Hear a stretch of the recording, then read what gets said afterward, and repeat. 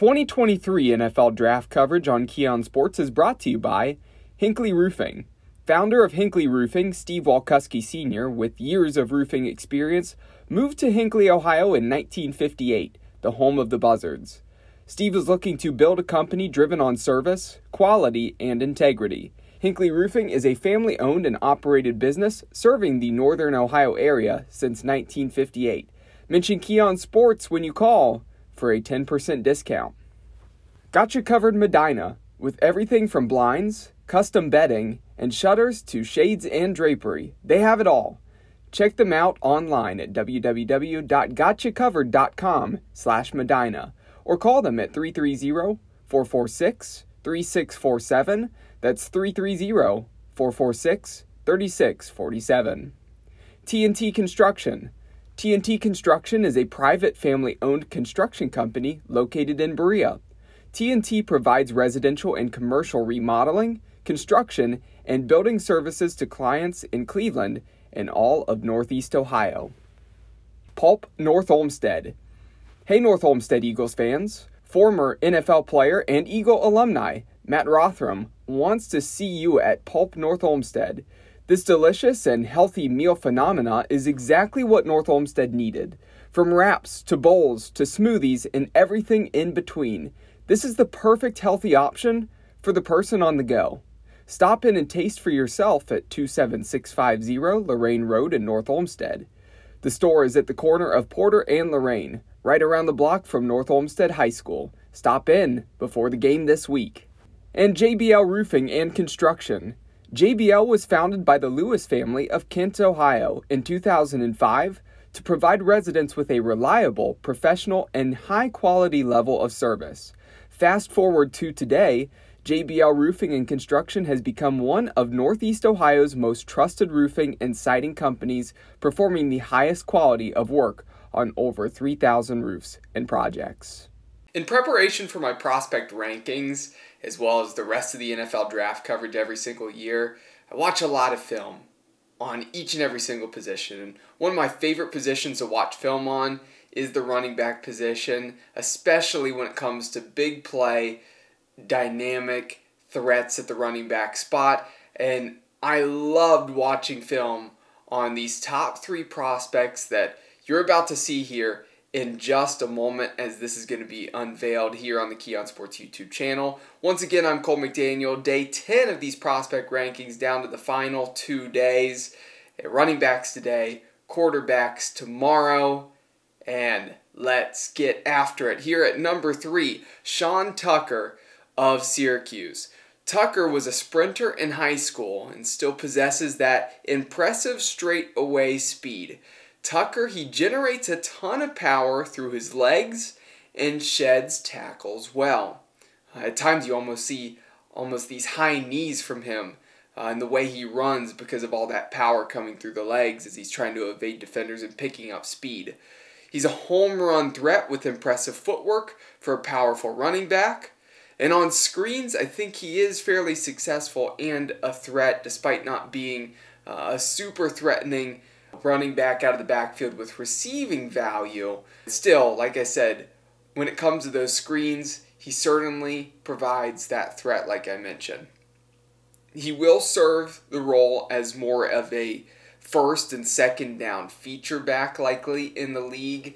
Adds some third down value, not a ton. If he's coupled with another running back who really excels as a third down back specifically, that would be a perfect pairing between the two, so then Tucker just has to worry about first and second down.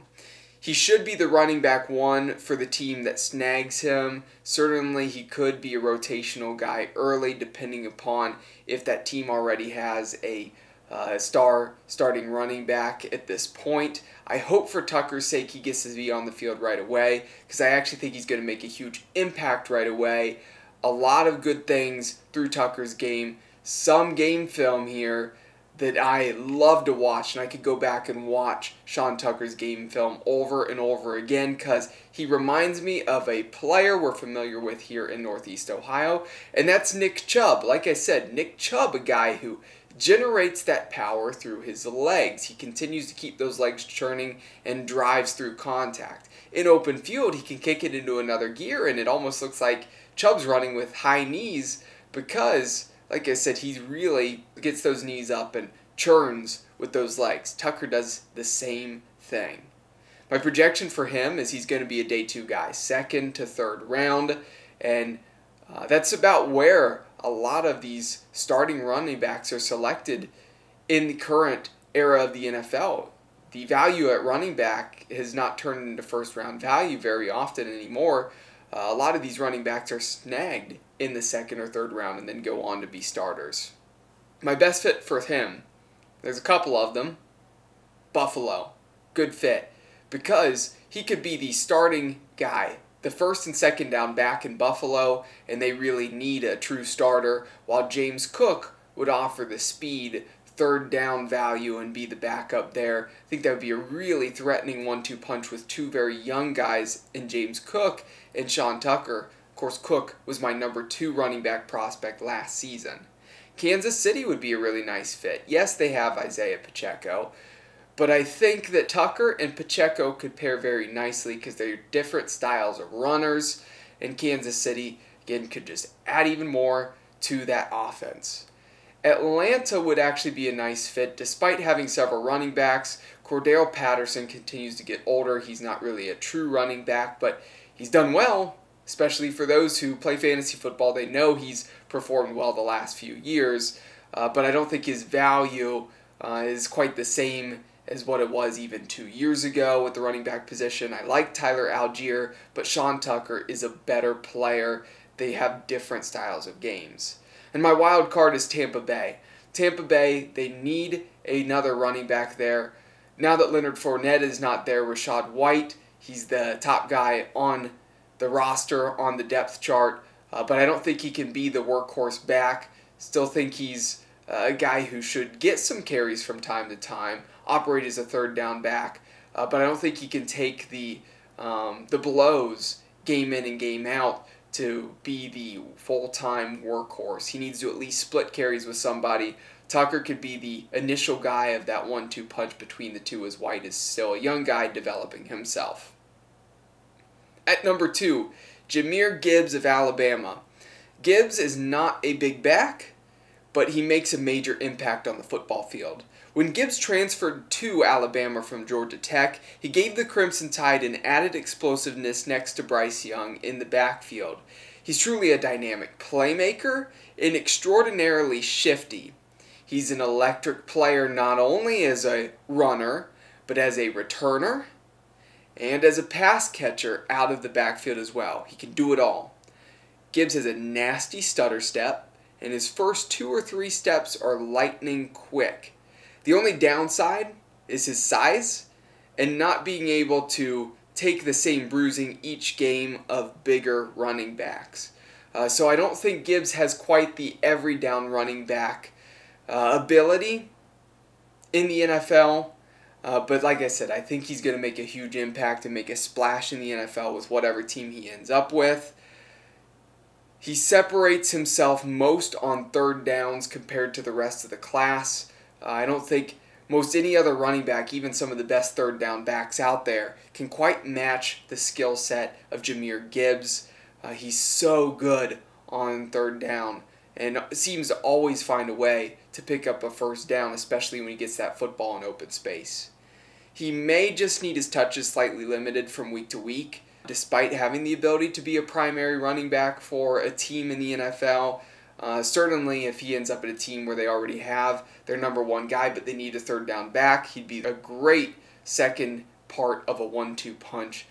But I really think he could handle primary back workload, just cut down into a lower number than what you would see from like a guy like Sean Tucker, who I just mentioned a couple moments ago. But Gibbs is explosive. He is electric. And like I said, another guy who's really fun to watch. I really loved watching his film because he reminds me of Chris Johnson. Chris Johnson, a guy who had blazing speed, lit up the league, had a couple really nice 2,000-plus yard seasons. Tennessee, just an absolute animal at the running back position. because of that speed and the vision and what he did in the open field. My projection for Gibbs, he's a late first round guy to an early second round guy. I don't have much of a window for him. I think he's going to be somewhere between pick 20, 25 to about pick 40. I think if he doesn't go on night 1, he will go almost immediately on night 2. My best fits for him, Philadelphia. Philadelphia, yes, they brought back Boston Scott. They have Kenneth Gainwell still on the roster. They also brought in Rashad Penny. I think Penny is a little bit more of a physical running back. I think Boston Scott is not the same as what he was. I don't think Philadelphia really needs to put him on the field too much. I think he's just actually just going to serve as veteran depth if they would bring in Gibbs.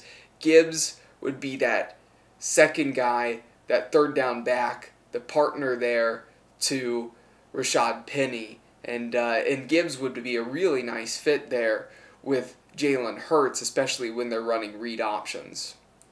Houston would be a good fit. Dameon Pierce could take the workload as the physical runner on first and second down, and Gibbs could be the third down back, be that second guy there for Houston. That would be really nice for their backfield. Baltimore, that would be huge for them, especially if they keep Lamar Jackson. They would be lightning quick out of the backfield, the two of them combined. And my wild card is Miami. Miami, they still have Raheem Mostert they brought back. They brought back Jeff Wilson.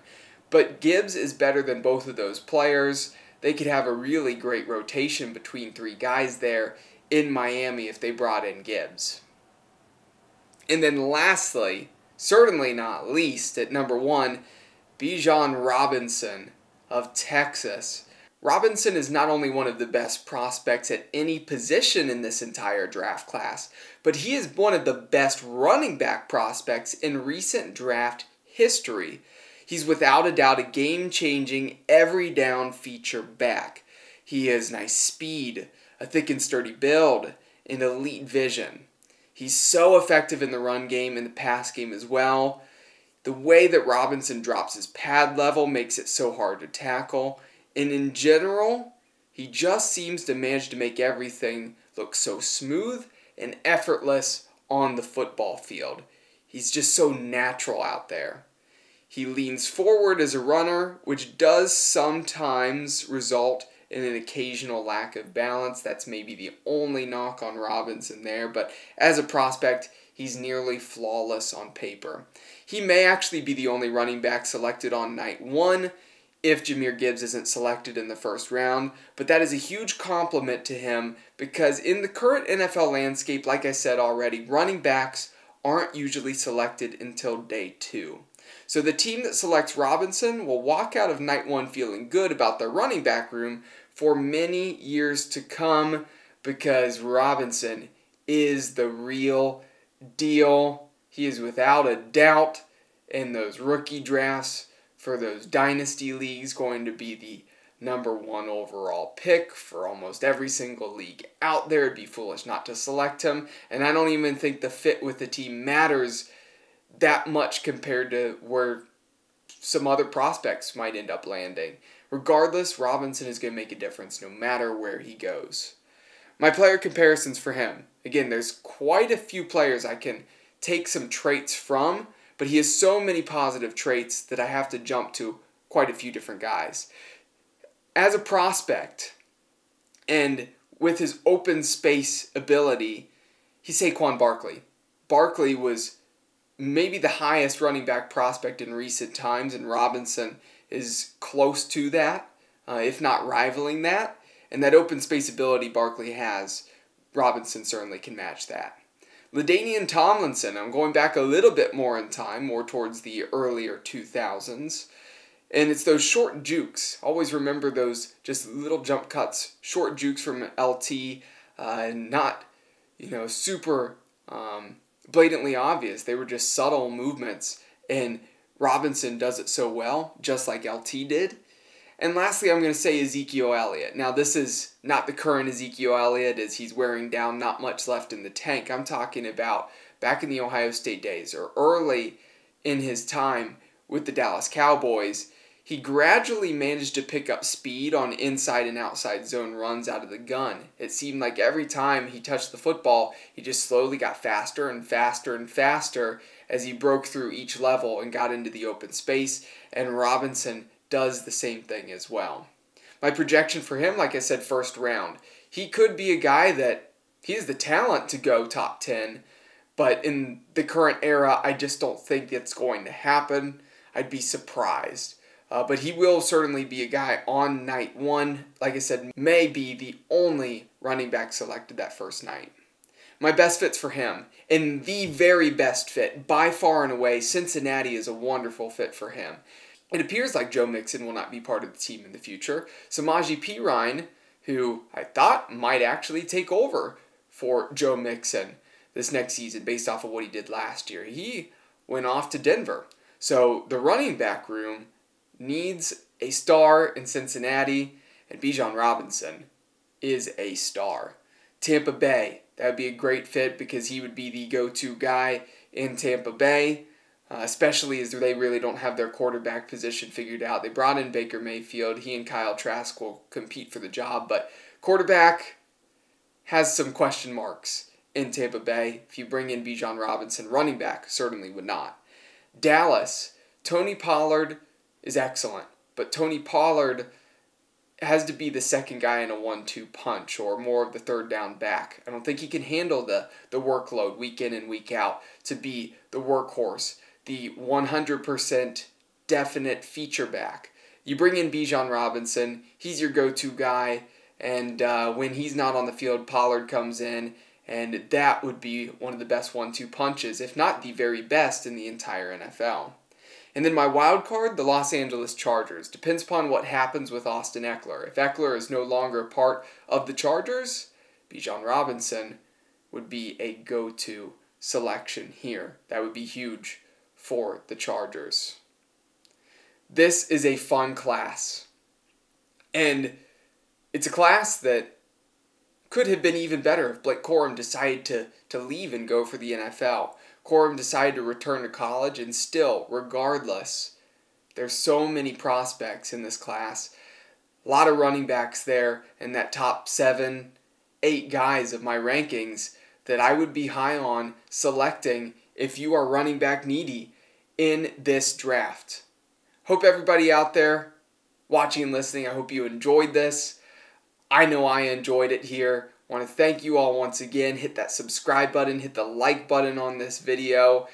The final day of prospect rankings tomorrow with the quarterbacks. And like I said, the full big board will then come out after that. And the mock draft part of NFL draft coverage will be coming up over the next few weeks as well. For myself, Cole McDaniel, enjoy the rest of your day, and I'll see you tomorrow.